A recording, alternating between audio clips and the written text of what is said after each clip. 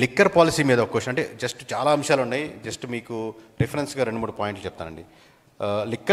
Liquor policy మీద last time వైఎస్ఆర్సీపీది బాగుందా కూటమిది బాగుందా అన్న ప్రశ్నకి కూటమిది బాగుంది ఖచ్చితంగా అనుకునే వాళ్ళు 57.49% ఉన్నారండి.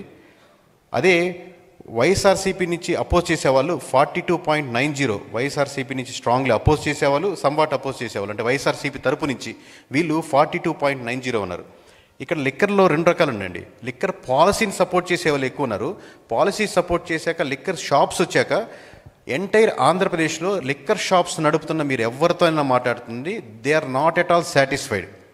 ఎంటైర్ లిక్కర్ షాప్స్ నడిపేవాళ్ళు, at the same time liquor shops ముందుగా నడుస్తున్న వాళ్ళు బెల్ట్ షాప్స్గా ఊళ్ళో నడుస్తున్నారు. ఎందుకంటే ఒక షాప్ నుంచి 3 షాప్స్గా ఉన్నప్పుడు ప్రజలు ఆల్సో నాట్ సాటిస్ఫైడ్ బికాస్ ఎక్కువ షాప్స్ పెరిగినాయి, ఎక్కువ బెల్ట్ షాప్స్ పెరిగినాయి. మీరు కాంట్రాడిక్టరీ పాయింట్ చూడండి. ఇక్కడ మీకు లిక్కర్ పాలసీ మీద వచ్చినప్పుడు కూటమి has got more percentage, but liquor shops వచ్చాక people are becoming negative on that process.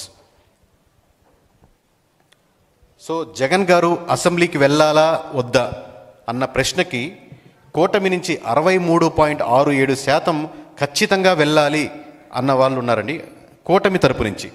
అలాగే వైఎస్ఆర్సీపీ నుంచి 65.84%, 65.84% పీపుల్ ఆర్ జగన్మోహన్ రెడ్డి గారు ఖచ్చితంగా అసెంబ్లీకి వెళ్ళాలి అని కోరుకునే వాళ్ళు 66% వరకు ఉన్నారండి.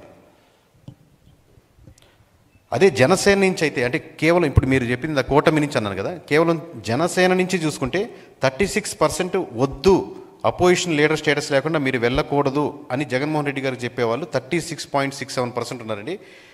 జగన్మోహన్ రెడ్డి గారు అసెంబ్లీకి వెళ్ళాలా ఉండకూడదు అనే దాని ప్రశ్నకి.